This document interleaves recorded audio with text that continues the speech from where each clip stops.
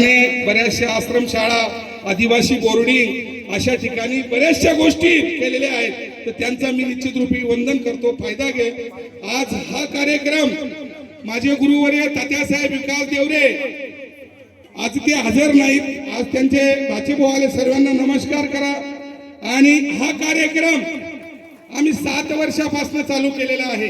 या कार्यक्रम चालू करण्यामागे कुठली बीजेपी, राष्ट्रवादी, शिवसेना बुद्रुक, शिवसेना खुर्द, राष्ट्रवादी बुद्रुक, राष्ट्रवादी खुर्द कोणाचं काही घेणं देणं नाही।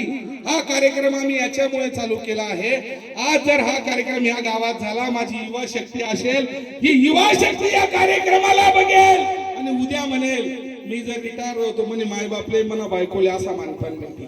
एक मुलांमध्ये देशभक्तिमय वातावरण तयार व्हावं म्हणून आम्ही चाळीसगाव पासून तर सावळखेड्यापर्यंत आलो, तर निश्चित रूपी त्या मुलांना एक देशभक्तिमय वातावरण तयार झालं पाहिजे, एक आदर्श तयार झाला पाहिजे। म्हणून माझे गुरुवर्य तात्यासाहेब विकास देवरे, गोविंदांना वाघ या सर्व मंडळींनी हा कार्यक्रम चालू केलेला आहे।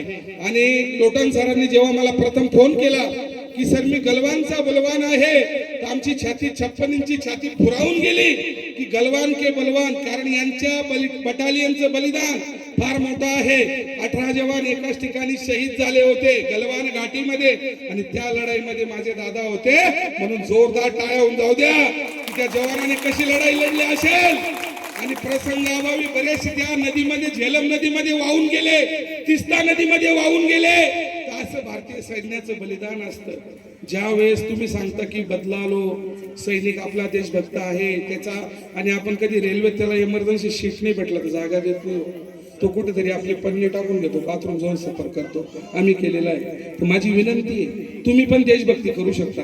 तर एखादी सैनिक दिसला तो गरीबाचाच पोरगा आहे, शेतकऱ्याचा पोरगा आहे, त्याला जागा द्या, त्याच्या परिवाराबद्दल विचारा, तो खुश होऊन जाईल की दादांनी मला आशीर्वाद दिला, जागा दिली। असे विषय असतात, विषय अभावी कार्यक्रम हा साहेबांचा आज जो मी बघितला तुमच्या गावामध्ये सर्व धर्मीय लोकांची खूप दादांवर प्रेमाची आड आहे, ओस आहे। सर्व माझ्या माता माऊलींनी, प्रत्येक समाजाच्या माझ्या माता भगिनींनी दादाची आरती केली, याच्यावरच गावाचं वातावरण कळतं की ह्या गावामध्ये सर्व धर्मस्थळ आणि एकात्मता आहे, सर्व समाजाचे लोक एकजुटीने वावरतात, एकजुटीने राहतात।